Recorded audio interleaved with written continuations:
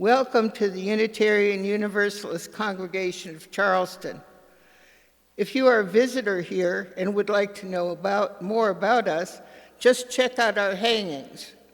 They express our activities and goals. And if you have other questions, just ask someone with a name tag. Now, I don't have a name tag today, but I'm Carol Scroczynski, and I'm your worship leader today. This service would not have happened without our tech people, the person who oversees our worship, that's Paul Dalzell. He's not here today because I'm here. Our very able administrator, without whom nothing would be happening, our music director, the singers, ushers, and greeters. I'm thankful for all of you. And let us not forget the indigenous people who came here before we did. You are, we welcome you. Wherever you come from, we welcome you. Whomever you love, we welcome you. Whoever you are, we welcome you. Wherever you come from, we welcome you. Whomever you love, we welcome you. In September 1885, the Glenville Crescent newspapers published the 4-verse poem credited to Ellen Ruddle King. It was said that the beauty of her native hills inspired Mrs. King to write the song.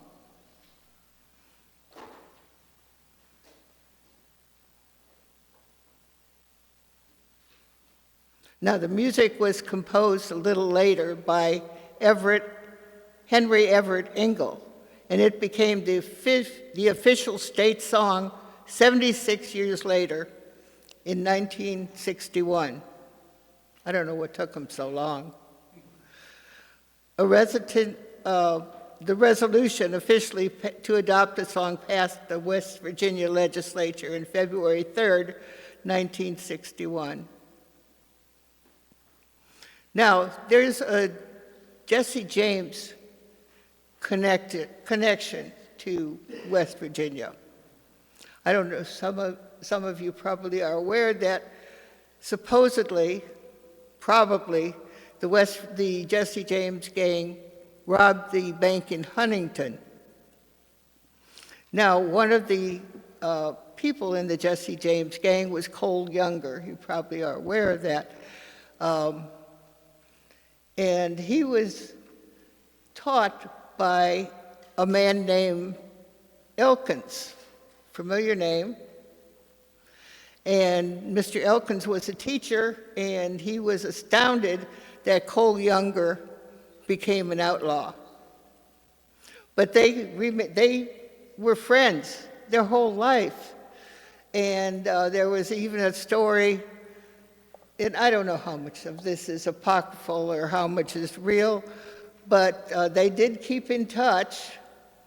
And when Younger was in prison, he tried for 25 years to get out of jail, and he asked Mr. Engel, who was in politics at that time. He became a state senator, and he became the U.S. Secretary of War. I guess it was called the Department of War at that time. But anyway, he's very big in West Virginia politics, and he helped Younger get out of jail after 25 years. And when Engel died, Younger attended his funeral. And there's stories that Younger was out at Engel's farm, and that they continue to be good friends. Now, there's also a story. Now Engel became this big politician. And there's a story that Jesse James really wasn't killed by that dirty coward. And he changed his name to Elkins. And he became a state senator, and he was in the U.S. Department of War. He ran the U.S. Department of War. And he also appeared at Elkins' funeral. Who knows? You've done the chalice lighting, Ruth? I mean, you said, okay.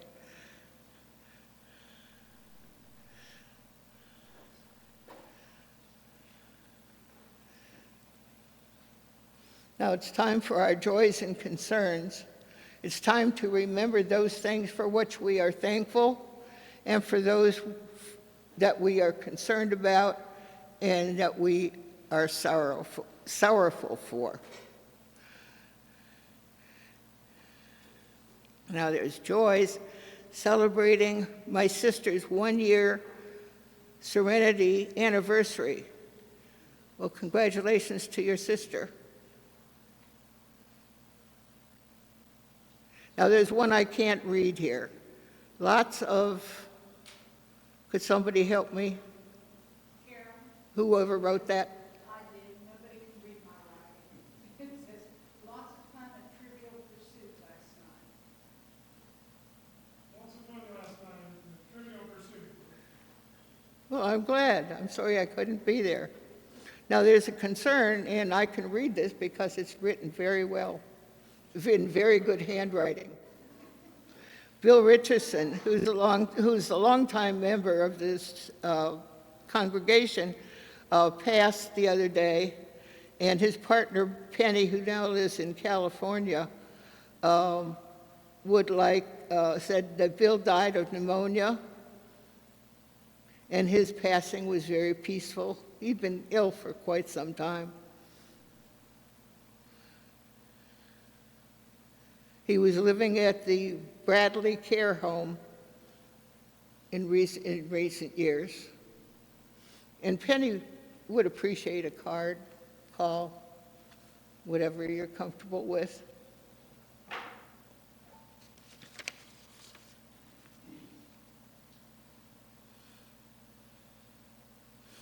Let's repeat our covenant with each other.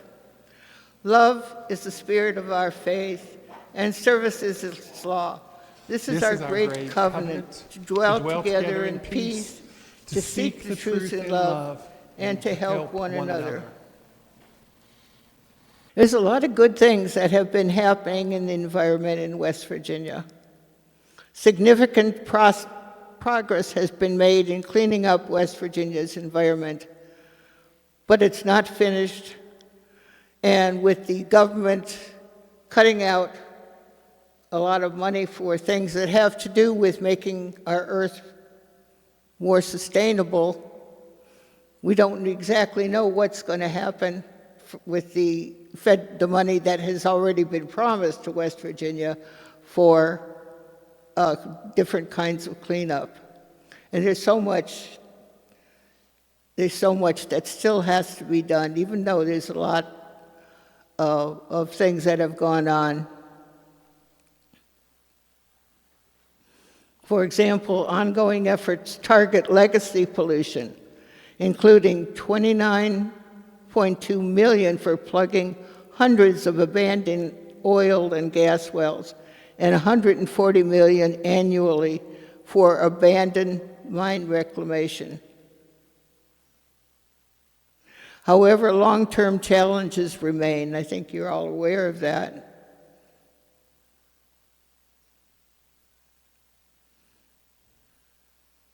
Such as $20 billion infrastructure problem, persistent coal mining pollution, and new garbage wars concerning chemical recycling facilities. Now, the garbage walls, I was aware of that, but I hadn't really concentrated on it, and it's a big thing. All these forever chemicals that have been put into the environment, they're trying to figure out ways to not have them be forever chemicals.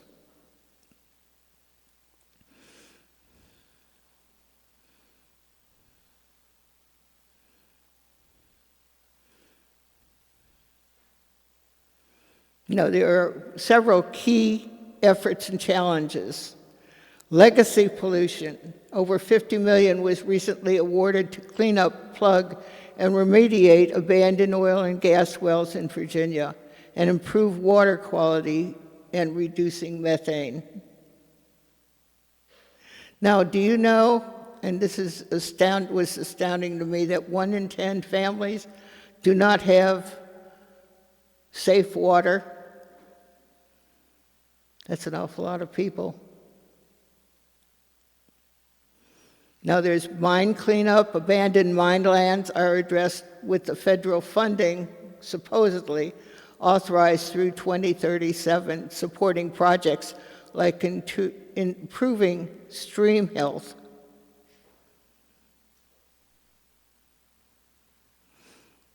A $20 billion multi-year, multi-million-dollar challenge exists to provide clean water for all, with some areas facing No Water Wednesday.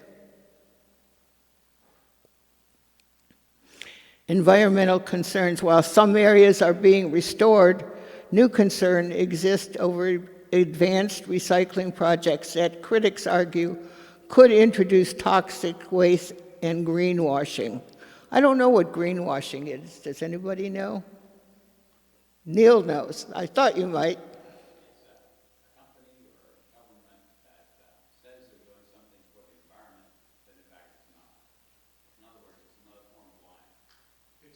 It's PR. It's controlling the spin and disinformation.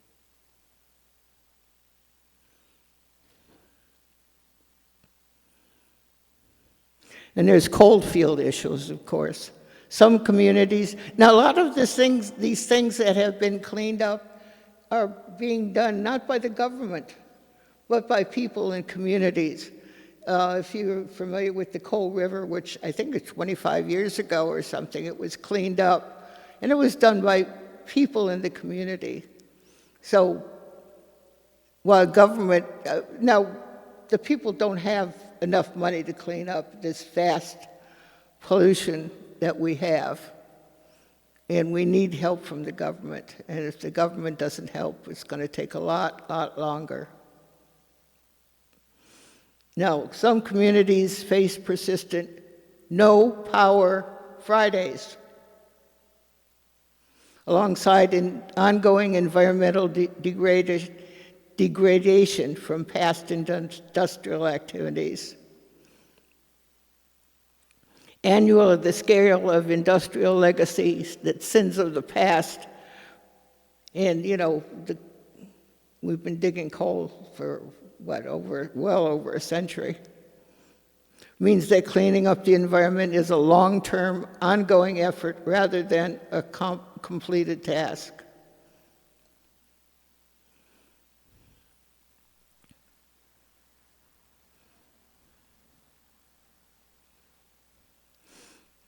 Now, West Virginia is pulling pollution and rare earths. They're doing that now. They're taking that out of West Virginia. I didn't know that was happening here. On July 1st, 2025, the cleanup of West Virginia's abandoned mine has also been supported by $140 million annually from the 2021 bipartisan infrastructure that's a fund. And there's other money that was, these are huge. There's one here for $55 million, $54.2 million. This is from Biden's administration. And the garbage wars. This has to do with these the chemicals that don't go away, and they're called the garbage wars. They bring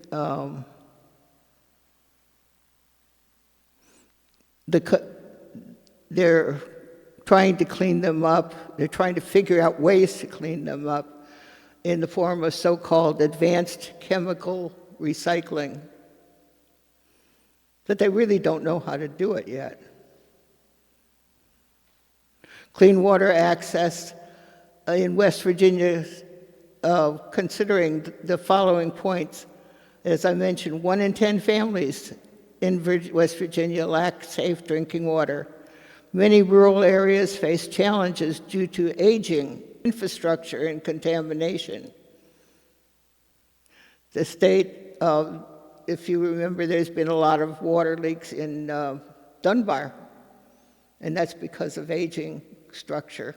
It's been around for, many, many years, and it's deteriorating.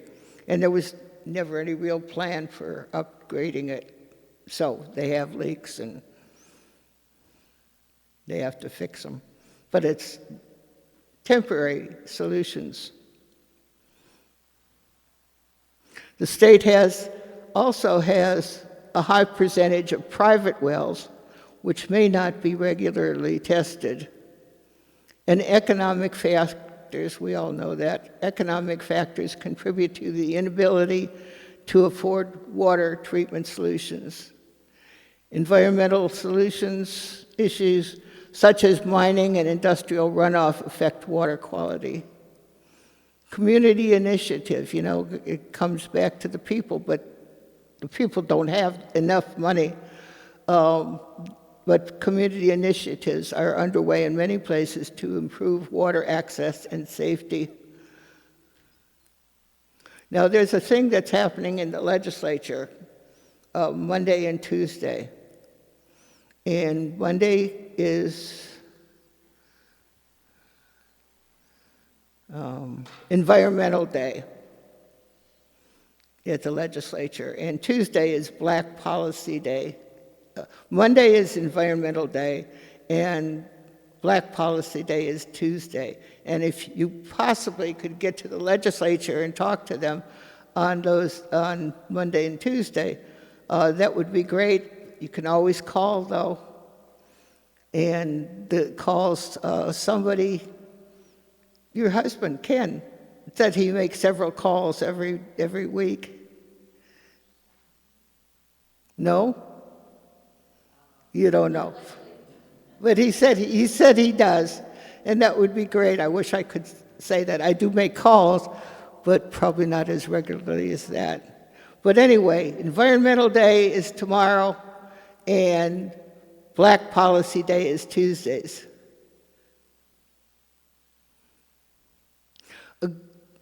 I find that a good source of information is West Virginia Rivers. That's an organization, and they do all kinds of wonderful things.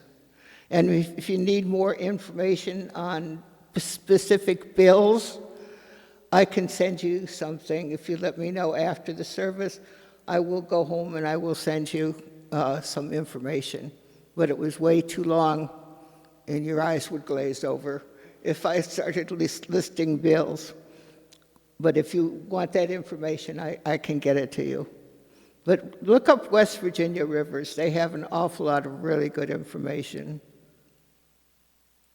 I didn't mention our president is very involved in an environmental group. Neil, could you just say a moment or two about what you do? Hey, so what I'm doing is Monday I'm going to the state capitol and I'm setting up a table to talk to them about climate change. And I've been doing this for a long time because I think it's a central issue that affects everybody and every action and everything what we say is that it'll become more important than your marriage, more important than your home, more important than your community. Because without a decent climate, nobody lives. So I think it's important to keep it on people's minds. It's not that the other issues aren't important, but if we're not here, it doesn't matter. Thanks, Neil. There has been a huge response to the environmental legislation that's been proposed, and parents have been bringing bottles of dirty water that comes out of their faucet, and that they're supposed to feed to their babies. Well, of course, that doesn't happen, but the people have, huge amounts of response from people. But keep it up. I mean, that's the only way. We know that this administration is not interested in the hoax of climate change or cleaning up things. You know, if the coal companies can make some money, which they're having a hard time doing, that's what a lot of the legislators want, you know, and who cares about people who don't have water or don't have power for one day? I mean, can you imagine? In West Virginia, we have people who go for one day without water or one day without power. I mean, it's incredible. So, people fight back. That's one thing we have to do.